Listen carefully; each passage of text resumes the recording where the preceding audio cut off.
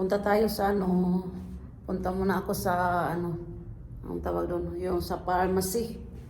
Sus, ang eye bag ko guys, ano siya, ang eye bag ko nga to.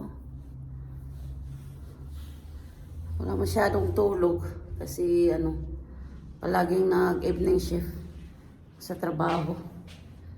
Kaya punta muna tayo sa ano guys, anong tawag dito, apotek, yung sa pharmacy.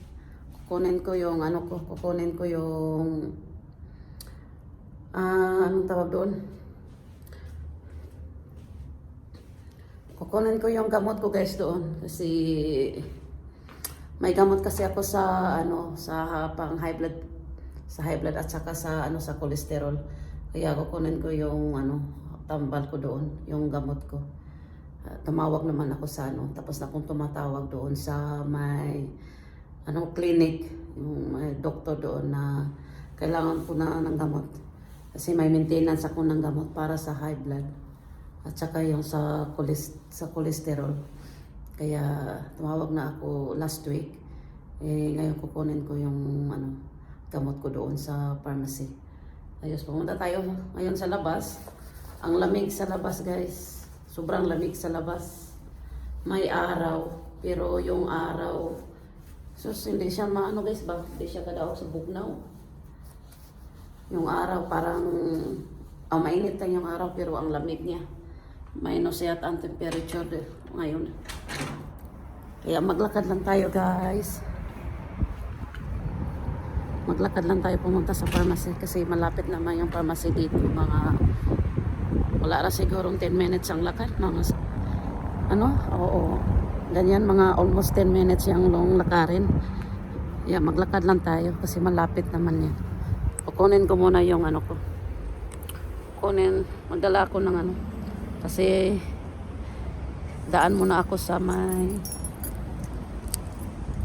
grocery store. Bili ako ng ano. Bili ako ng lulutuin. Bili ako ng lulutuin nga mamaya. Magluto ako ng ano, sinabawang manok or siguro sinabawang manok siguro guys.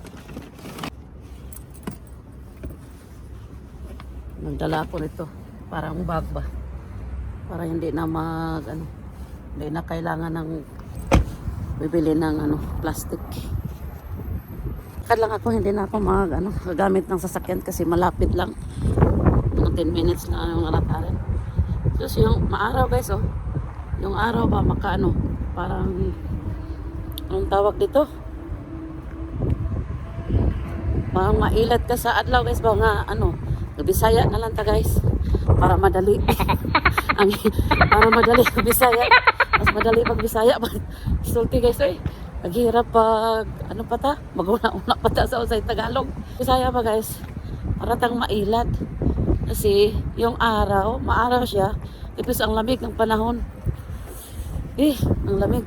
Lamig. Parang na-frozen na yung kamay ko dito. Parang na-frozen na, kurog-kurog ng kamot guys. Parang na-frozen na yung kamay ko nagbibidyo. Kaya maglakad lang tayo guys. Pumunta muna tayo sa pharmacy. Kunin ko yung gamot ko doon. Ang lamig.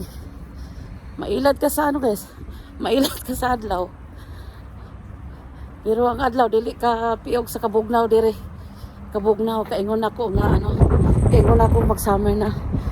Pang summer na. Araw na yung bugnaw aron. Perte ng bugnaw guys. Kaya balik tayo mamaya isa kasi balik ako dito. Tapos mahangin. Negative ang temperature sa mood. Nagpurog-purog ng akong gamot. Sige guys, bye-bye. Balik tayo mamaya. Bye-bye guys. Bugnawa guys. Perting katugnaw. Malapit na ako guys. Malapit na ako dito sa pharmacy. Malapit yun yung sa pharmacy at saka yung groceryhan ba. Ang lamig. Bakit ang lamig na yun? Tugnawa guys. Perting tugnawa. Sana naman kaya naman na ito mag-summer na. Ang araw guys parang summer pero panahon ang lamig. Ay, tugnawa eh. Malapit na ako sa ano guys. Malapit na ako sa pharmacy. Dito guys. Dito na ako sa may parkingan. Malapit na ako sa pharmacy yun. Pharmacy nila. Ang pangalan dito sa pharmacy nila, ano? Apotekarin. Apotekarin. Eh. So, malapit lang din yan sa may grocery yan. Sa supermarket doon. Sa bonus. Diyan ako bibili ng manok. Na tinulang manok. Or gusto kong magisag balatong. Pero wala yatang bato ngayon. Tingnan ko muna doon sa sa loob mamaya. Kaya dito na tayo. Malapit na tayo dito sa may pharmacy. Pharmacy muna tayo. Ito guys, tapos na ko dito sa apotek. Kukunin ko lang mamaya. I-ready pa nila. Dito malapit man lang dito sa may supermarket. Tapos balikan natin mamaya yung gamot ko. Dito muna tayo sa my grocery. Bibili muna tayo ng manok. Or kung may sila, may batong ba. Batong na to, lagyan ng yung pork. Ito yung groceryhan dito guys. Dito muna tayo. Punta muna tayo sa loob.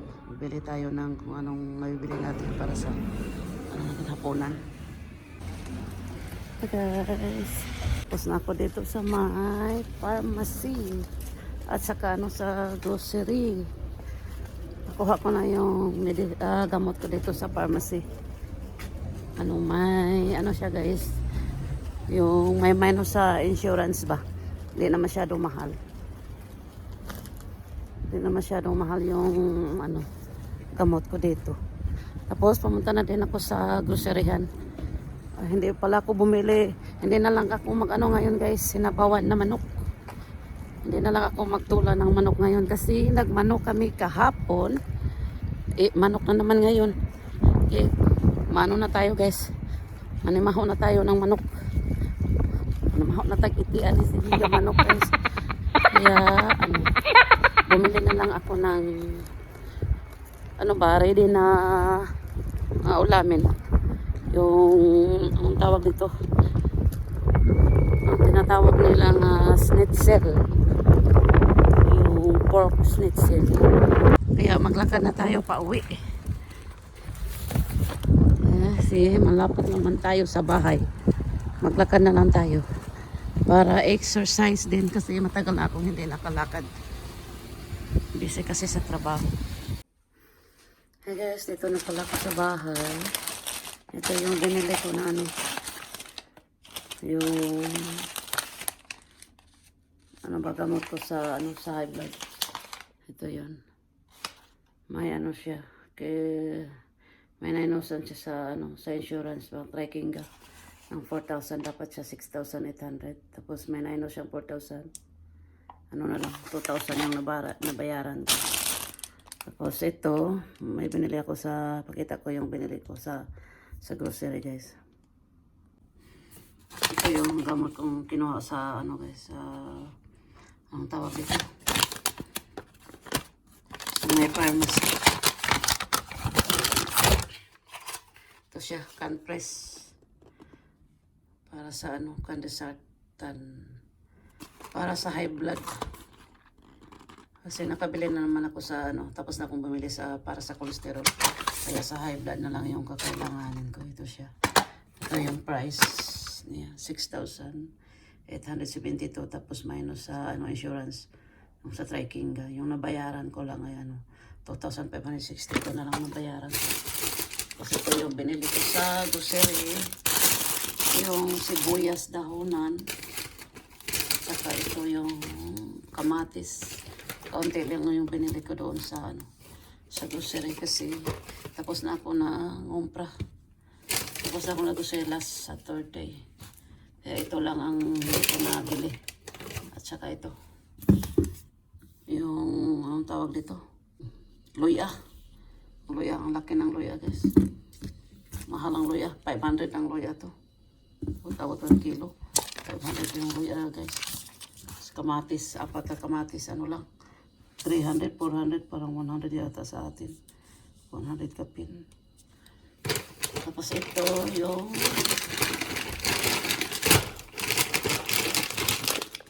yung pasayan.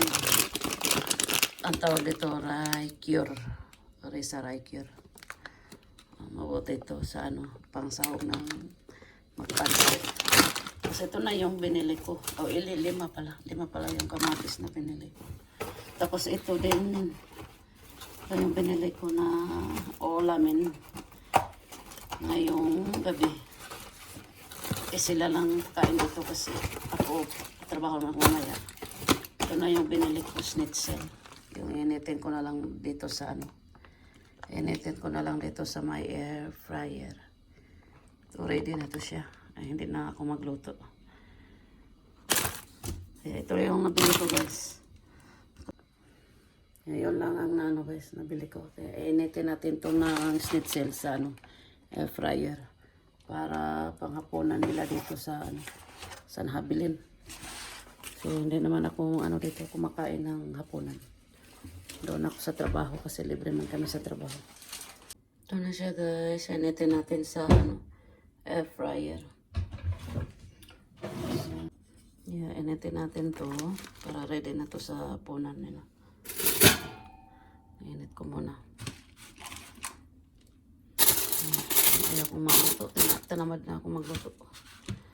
Kasi kapoy. Kapoy na magluto, guys. Tapos may trabaho pa tayo. Kaya initin ko na lang to sa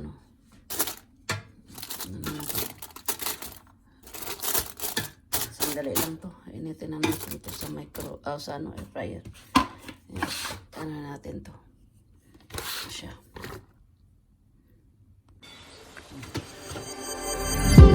Sandali lang.